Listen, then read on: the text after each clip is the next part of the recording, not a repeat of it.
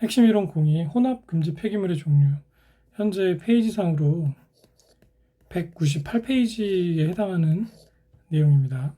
우선 혼합 금지 폐기물의 개념은 서로 혼합되거나 또는 수분하고 접촉했을 때 화재나 폭발 또는 유독가스 발생의 우려가 있는 그런 지정 폐기물을 의미를 합니다.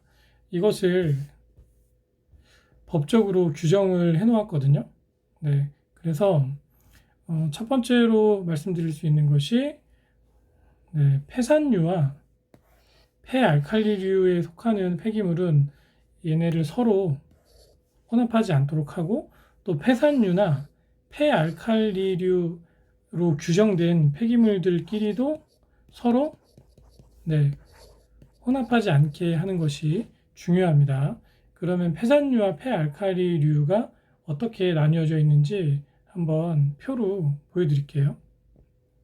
우선 폐산유는 기본적인 pH 기준이 수소이온 농도가 2.0 이하인 것을 말하고요. 폐석고 그리고 무기성 공정운이를 포함합니다. 여기서 말하는 무기성 공정운이는 유기물 함량이 40% 미만인 오염물질을 의미를 해요. 그래서 주로 이제 무기성 공정운이가 좀 나올 수 있는 곳은 금속 가공이나 골재 채취, 시멘트 제조, 화학공업 이런 분야에서 발생할 수 있는 오염물질이라고 하면 되고요. 폐알칼리의 경우는 pH 기준이 12.2, 12.5 이상인 것을 말하며 수산화칼륨 및 수산화나트륨을 포함한다 이렇게 나와 있죠. 또한 폐석회, 그리고 여기도 마찬가지로 무기성 공정원이가 포함된 경우를 이야기를 하는 거예요. 그래서 이 폐산유와 폐알칼리류가 혼합되는 것도 안 되고, 이 폐산이나 폐석고, 무기성 공정원이 또는 폐알칼리, 폐석회, 무기성 공정원이 얘네들끼리도 혼합을 하지 않도록 주의를 해야 된다는 이야기겠죠. 또한 금속성 분진이나 분말 이런 물질들은 폐산과 폐알칼리와 수분 함량이 85%를 초과한 물질 또는 고용물 함량이 15% 미만인 액체 상태의 폐기물과는 서로 혼합하지 않도록 주의하셔야 됩니다. 그리고 지하수나 빗물, 물청소로 인해서 수분이 폐석회, 금속성 분진과 분말과 접촉하는 일이 없도록 이제 조심을 해야겠죠. 밑에 나와 있는 표는 미국의 혼합 금지 폐기물의 예시예요. 한번 그냥 참조하시라고 제가 넣어놨습니다. 그래서 혼합 금지 폐기물을 관리할 때는 세 가지 원칙에 의해서 관리를 하게 됩니다. 첫 번째, 산화제와 환원제는 서로 만나면 반응을 하기 때문에 반드시 서로 떨어져서 별도로 보관을 해야 되고요. 또한 반응의 개시제, 시작을 시키는 그런 물질이 있잖아요. 그런 것들과 단위체와는 또 서로 반응할 수 있으니까 분리시켜서 보관을 하고요. 세 번째로 산과 알칼리는 함께 두어서는 안 된다라는 관리 규정 하에 혼합하지 않도록 주의를 해야겠죠. 그럼 문제를 풀어보시겠습니다.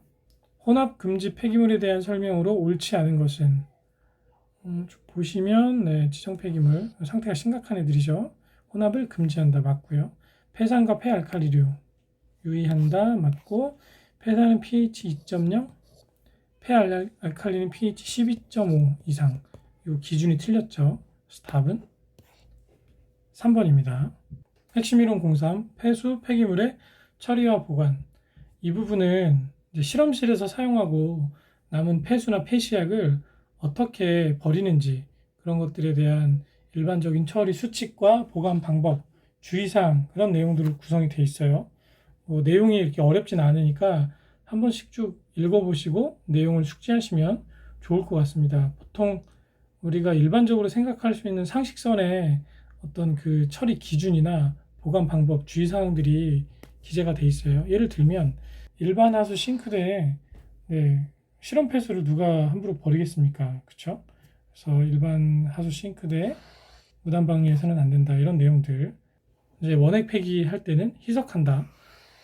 별도로 희석 처리한 후 폐기한다. 그리고 지정 폐기물은 일반 폐수통에 저장하면 안 된다. 지정 폐기물은 일반 폐기물하고 좀 다릅니다. 네, 조금 더 인체에 유해한 성분이 많이 있기 때문에 따로 보관을 하고 처리를 해야 되고요.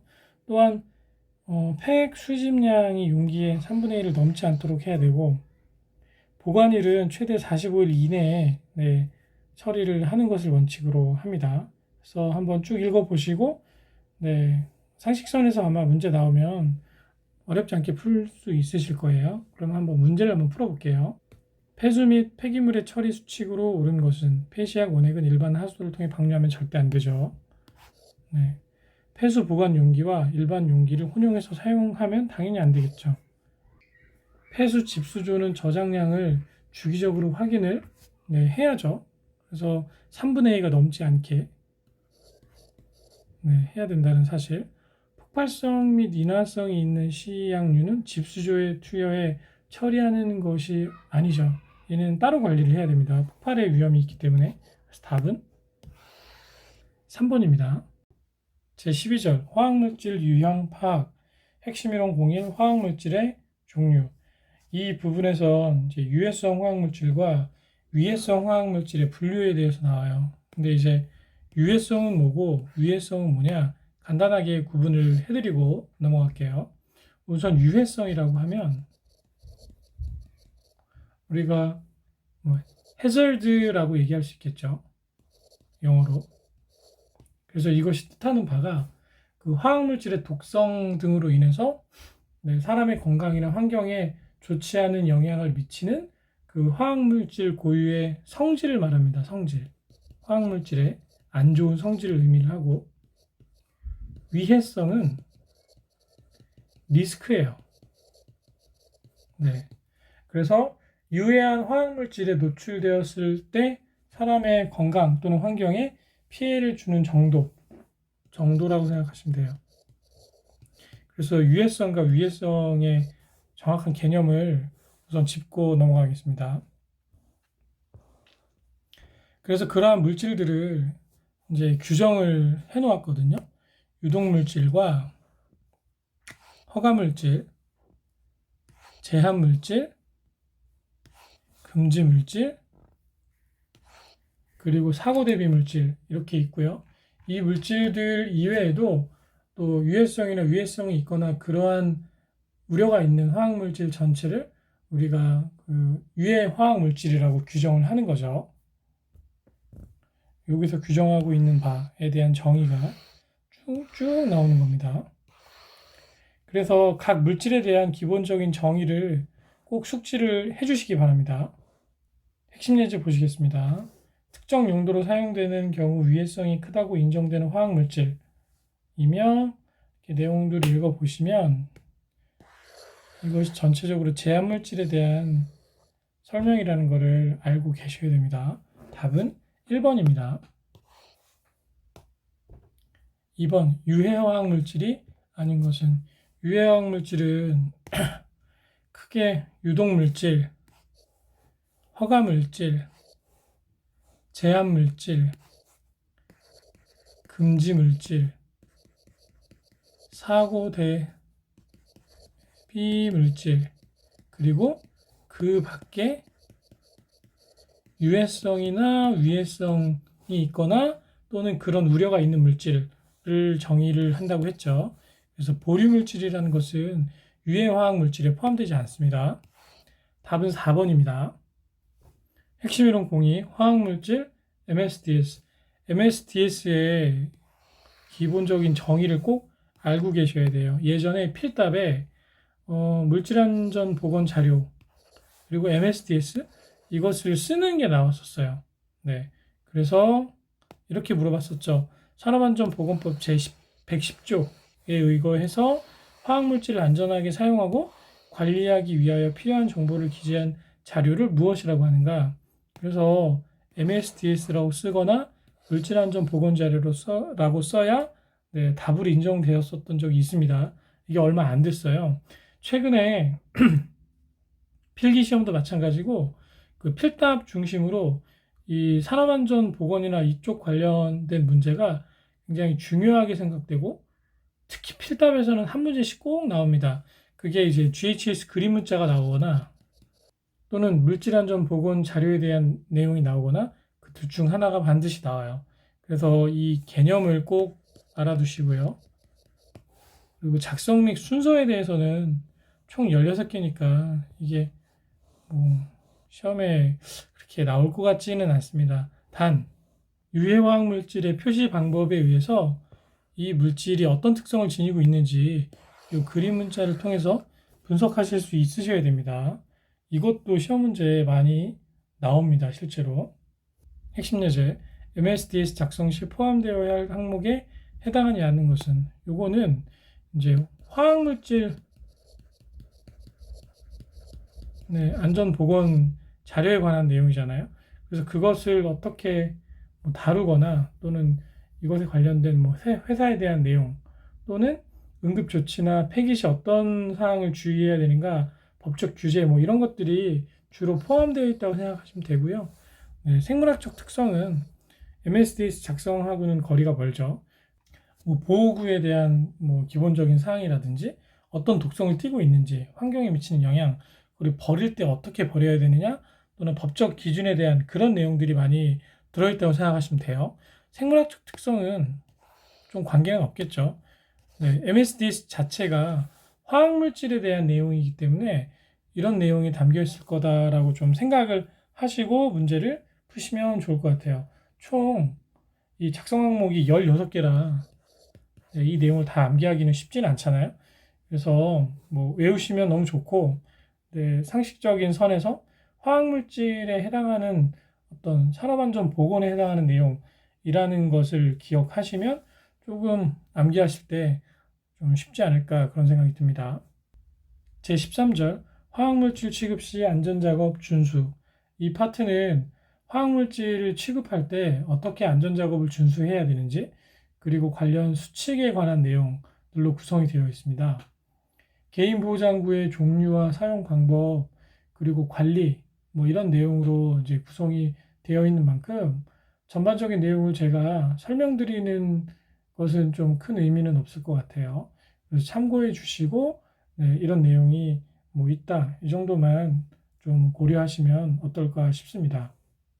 제14절 실험실 문서 관리 이것은 그 교재 페이지로 따지면 206페이지에 해당하는 내용입니다.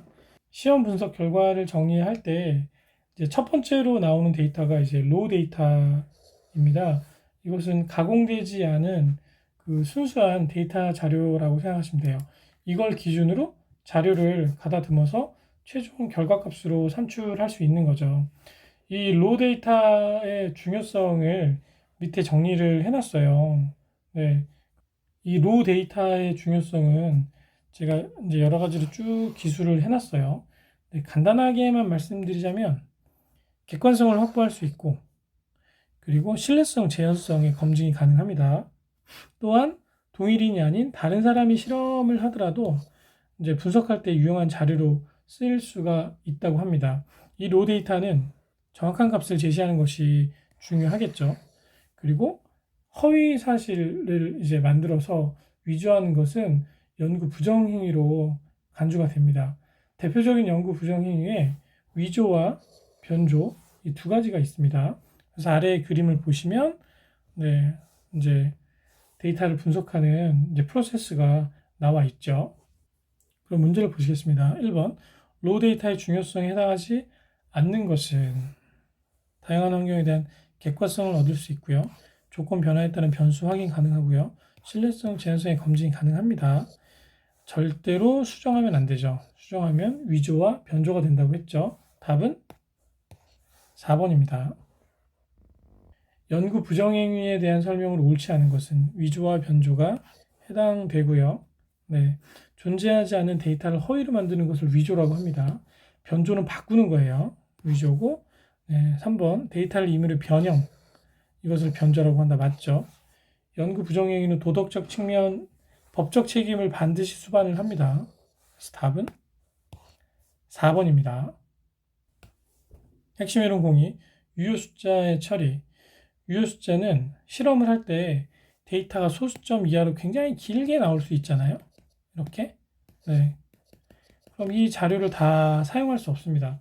그래서 일정 범위에서 의미 있는 값 기준 위로 다 끊어서 처리를 하고 그 숫자를 통해서 결과값을 도출을 할 수 있죠. 그래서 유효 숫자를 잘 활용하면 이제 측정값의 신뢰도를 높일 수 있고 불필요한 어떤 그 자료를 좀 정리정돈할 수 있는 그런 기능도 있습니다.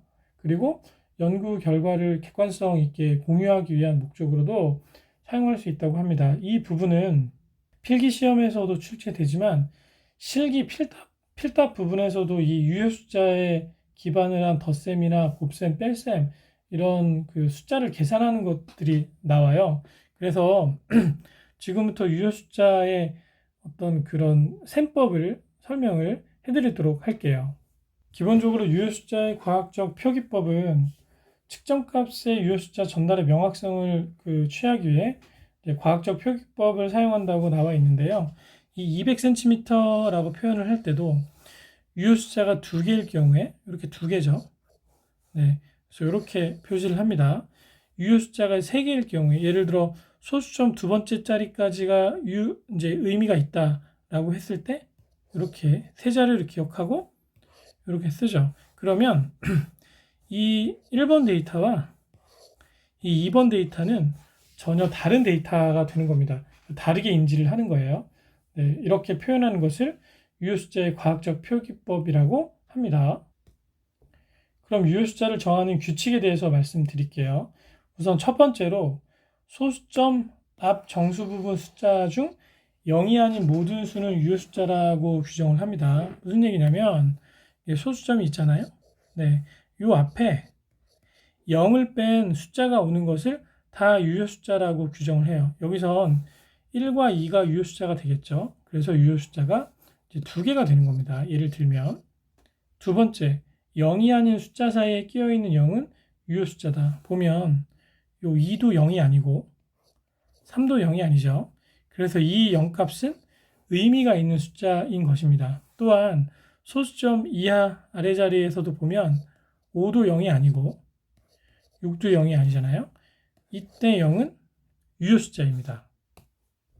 그리고 세 번째로 0이 아닌 숫자 뒤에 오는 0은 그 자체로 유효 숫자인지 아닌지 구분할 수가 없습니다. 예를 들어 2340이라는 수가 있으면 이게 0이 아니잖아요. 그쵸? 그래서 뒤에 오는 요 0이 유효 숫자인지 아닌지 구분이 안 돼요. 이럴 때는 소수점 자리 이하를 이렇게 명확하게 표시해서 유효 숫자가 3개다. 유효 숫자가 4개다.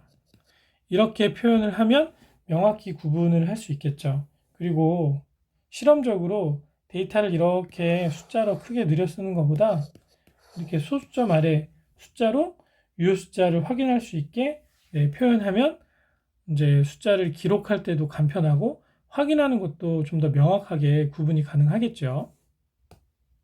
네 번째, 1보다 작은 값, 소수죠, 소수. 소수점 앞 0과 소수점 뒤 0이 아닌 숫자 앞에 0들은 유효 숫자가 아닙니다. 예를 들면 0.00012가 있죠. 이때 요 0과 요 1 앞에 있는 세 자리의 0은 유효 숫자가 아니게 되는 것입니다. 마지막으로 물건의 개수를 세거나 단위 변환을 위한 단순 비례 관계 시에는 유효 숫자를 고려하지 않습니다. 이런 것들을 다 이제 고려해서 실제 유효 숫자를 어떻게 계산을 하는지를 설명을 드릴게요. 덧셈과 뺄셈이 같고 곱셈과 나눗셈이 같습니다.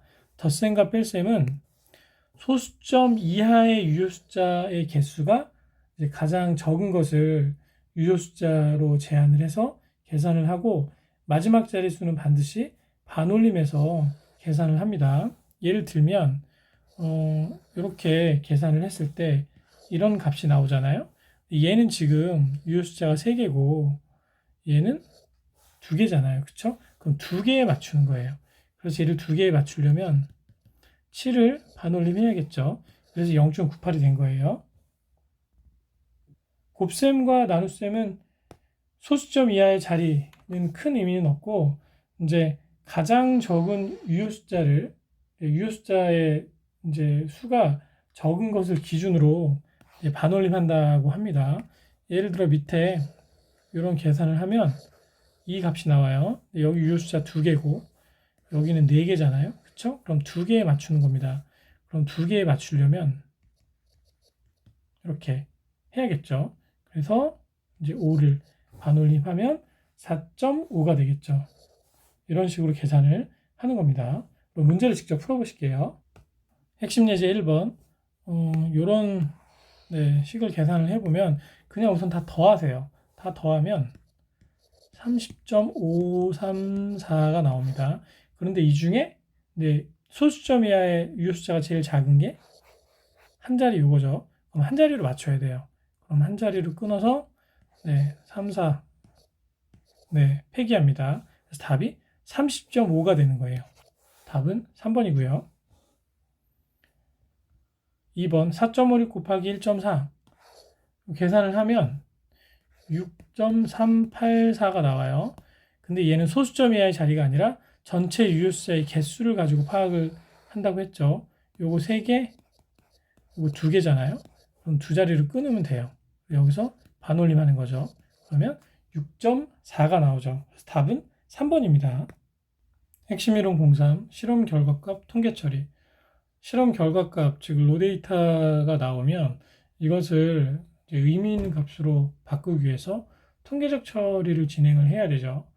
해석 단계에 있어서 매우 중요한 그런 부분이고, 또한 결과를 표나 그림, 그래프 형태로 표현해서 최대한 중복을 피한 형태로 작성을 해야 됩니다.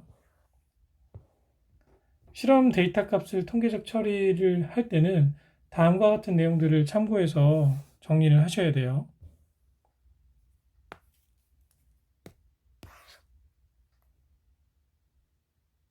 우선 유효 숫자를 고려해서 통계적으로 처리를 하고요. 다양한 오차가 발생할 수 있기 때문에 이런 오차의 원인과 또는 해결 방법들을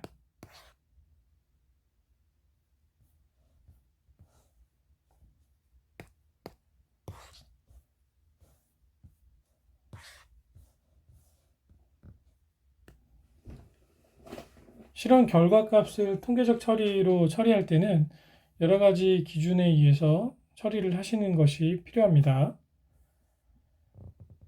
우선 유효 숫자를 고려해서 이제 통계적으로 처리를 하고요. 또 계산값이나 어떤 결과값이 다양한 오차가 발생할 수 있어요.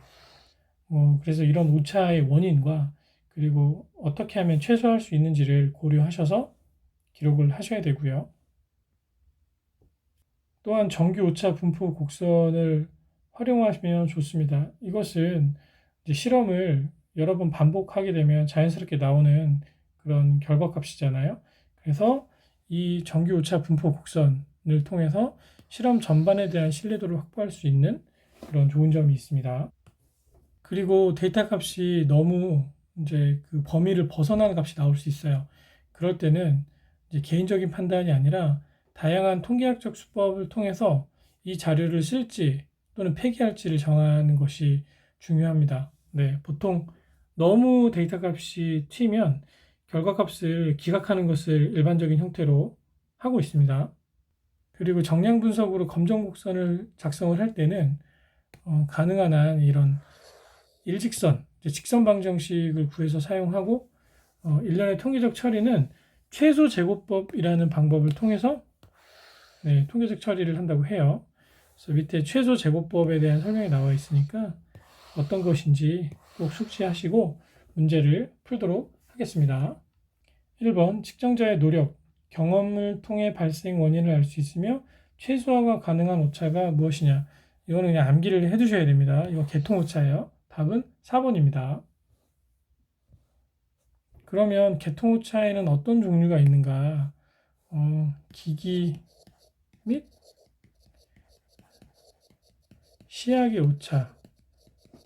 첫 번째. 두 번째, 작동 오차. 세 번째, 방법 오차. 이 세 가지 정도가 있어요. 그래서 선택 오차라는 말은 포함이 되지 않죠. 답은 4번입니다. 핵심 이론 공사, 측정 결과 도식화, 그래프나 도표. 측정 결과를 이제 분석 목적에 맞게 분류를 하고 가능한 한 도식화하는 것이 좋아요. 왜냐하면 글로 나와 있는 것보다 그래프를 통해서 우리가 보면 좀 더 시인성도 좋고, 그리고 이제 어떤 자료의 객관성을 좀 더 확보한 것처럼 보여지거든요. 그래서 이제 도식화하는 방법은 크게 세 가지예요. 첫 번째, 그래프를 이용하는 방법.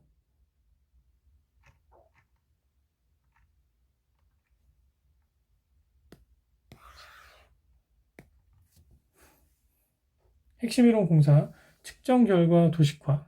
측정 결과를 분석하고 정리할 때는 가능한 한 목적에 맞게 분류하고 도식화를 진행을 합니다. 도식화는 크게 두 가지가 있습니다.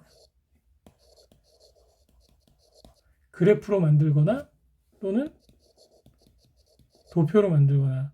저는 이 두 가지를 결합한 형태를 가장 좋아합니다. 그러면 굉장히 데이터도 객관적으로 보이고, 또 눈으로 그래프나 또는 뭐 꺾은 선, 뭐 원, 뭐 다양한 그래프로 보여지니까 뭔가 결과값에 대한 신뢰도도 높아지는 느낌이 사실 들어요. 시인성도 좋고. 그래프를 이용한 방법은 이제 세 가지 형태의 그래프가 대표적인 그래프가 있어요. 꺾은 선 그래프, 막대 그래프, 그리고 다음에 나올 이제 원 그래프가 있는데요. 각각의 특징이 조금씩 다릅니다. 그 특징을 한번 좀 보시고, 네, 숙지를 해두시면 좋아요. 이 꺾은 선 그래프는 이제 어떻게 값이 변화하는지 이걸 시각적으로 이해하기가 쉬워요. 그래서 밑에 이제 그래프를 보시면, 네, 값이 네, 기울기가 높으니까 급작스럽게 증가하고 유지되다가 또 증가하고 어느 정도 유지되다가 급작스럽게 감소하는 이런 것들을 눈으로 보면서 이해하기가 좀 더 쉽겠죠.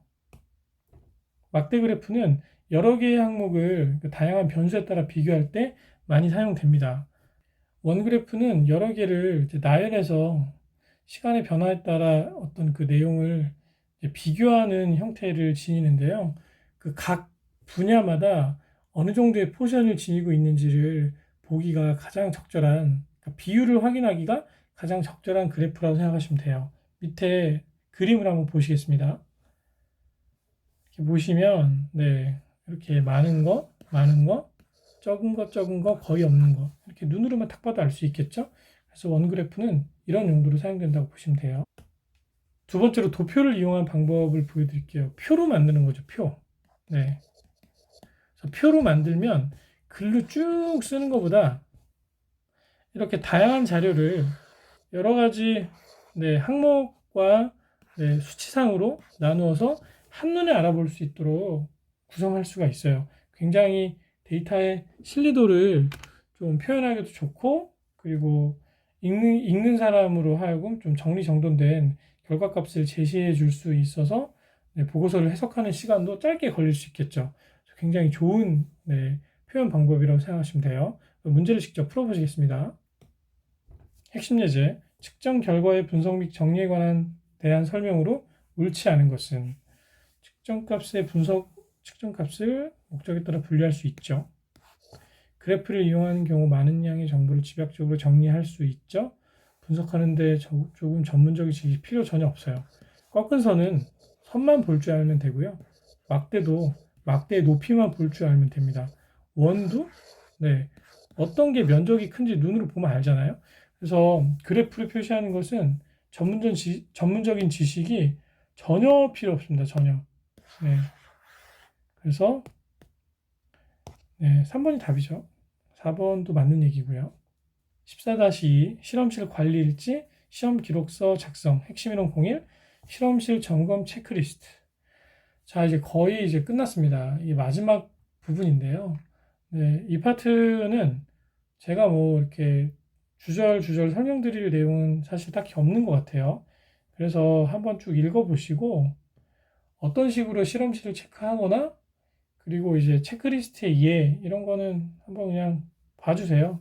일상 점검표, 뭐 양호, 불량, 미해당 뭐 이런 식으로 일반 안전과 기구, 전기 안전 이렇게 파트를 나눠가지고 점검 내용 별로 이렇게 체크를 하죠. 일상 점검, 그러니까 매일매일 점검하는 기준으로. 뒤에 가면 뭐 화공 안전, 소방 안전 이제 파트가 다 나뉘어져 있는데 이런 식으로 실제로 합니다. 실험실 관리일지를 어떻게 기준에 따라서 작성하는지, 또 안전관리 규정이나 뭐 안전 수칙, 그리고 이런 그 실험실 안전 환경 점검에 관한 문서 관리에 대한 기본적인 규정, 뭐 일상 점검은 매일 한다, 육안으로 하고, 정기 점검은 뭐 1년에 한 번 또는 분기별로 한 번 한다, 뭐 이런 식으로 숙지하시면 문제 푸는데 큰 지장 없을 것 같습니다.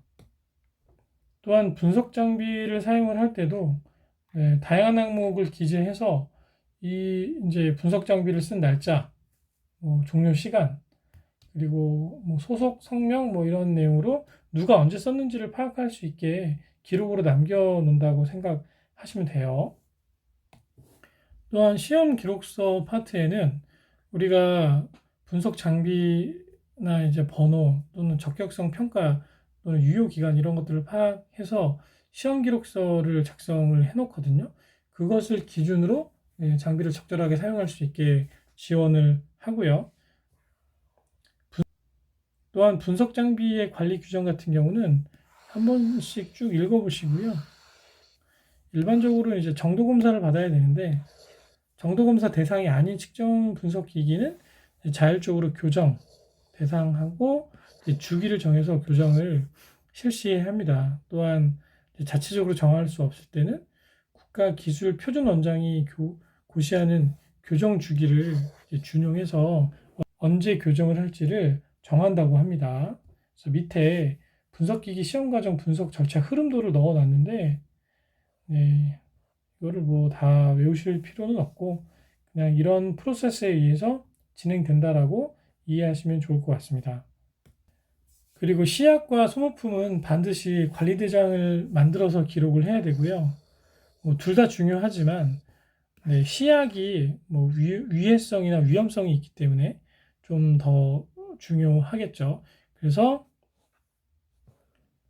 반드시 시약 사용일자나 재고량을 확인할 수 있는 보관대장을 만들어서 기록을 하는 것을 원칙으로 하고 있습니다. 일반적인 시약 구매 절차 혹시 모르니까 한 번쯤 좀 확인해 주시고요. 그리고 시약 보관 규정은 이제 쭉 설명이 되어 있는데 개폐 날짜를 이제 기록하고 개폐 날짜 기록, 그리고 시약 사용되거나 이제 할 때 입고 시 라벨의 내용을 정확하게 표시하는 것이 중요합니다. 또한 구입한 모든 시약은 제조회사에서 제시한 지침대로 보관하고 유효기간 내에 사용해야 됩니다. 유효기간이 지난 시약은 이제 비교검사 정도 관리를 통해서 이상 없으면 이제 이를 기록하고 사용 기한을 연기할 수 있고요. 그리고 이상이 있을 경우에는 적법한 기준에 의해서 폐기를 하게 되겠죠. 이때 연장된 사용 기간은 이제 3에서 6개월까지를 사용할 수 있고 같은 방법으로 2회까지 사용 기간을 연장할 수 있다고 합니다. 시약의 점검 기록은 2년간 보관을 원칙으로 합니다. 소모품 관리 규정은 뭐 교체 주기가 이제 정해져 있는 것은 교체 주기가 도래했을 때 그 내부 규정에 의거해서 교체를 하시면 되고요. 이제 교체 주기가 정해져 있지 않은 소모품은 언제 썼는지를 사용 이력을 기록을 해서 교체 주기를 좀 예견할 수 있게 준비를 하시면 됩니다. 또한 아래 내용들도 한 번씩 읽어보시고 이런 식으로 소모품을 이제 관리를 하는구나 내용을 숙지하시면 좋을 것 같아요. 시약이나 소모품 둘 다 관리 규정에 의해서 보관을 하고 관리를 하는데 시약은 아무래도 좀 위험하니까 뭐가 더 중요하다 뭐 이런 것보다는 그 내용들이 조금 더 시험에 나올 수 있는 가능성이 좀 높을 수 있겠죠. 자, 여기까지 해서 화학분석 기능사 이론 영상 강의를 마치도록 하겠습니다. 이게 내용이 워낙 방대하고 그리고 NCS 기반으로 시험의 체계가 좀 바뀌면서 약간 그 혼돈이 있을 수도 있어요. 근데 무엇보다 중요한 건 실제로 시험 문제가 어떻게 출제되느냐거든요. 그래서 제가 시험 본 여러 주변에 제 지인들, 네, 학생이죠. 그 내용을 확인해 본 결과 뭐 예전 문제와 크게 다르지는 않았습니다. 다만 최근에 중요하게 생각되고 있는 어떤 그 산업안전보건에 관한 시험 문제가 기출에 없는데도 불구하고 출제된 경우도 있었고요. 그리고 그림 문자 특히 확인할 수 있게, 네, 그리고 필답이나 이런 부분에서도 많이 나왔었습니다. 제가 일정 파트 이후부터는 이제 전반적인 내용을 이렇게 커버하면서 설명을 드렸는데 그 파트는 조금 중요하다고 말씀드린 부분 위주로 공부를 하시고 지금 현재도 네, 많은 학생들이 이 시험을 치르고 있어요. 그리고 저는 이제 나름대로 객관적인 데이터를 수집하기 위해서 노력을 많이 하고 있습니다.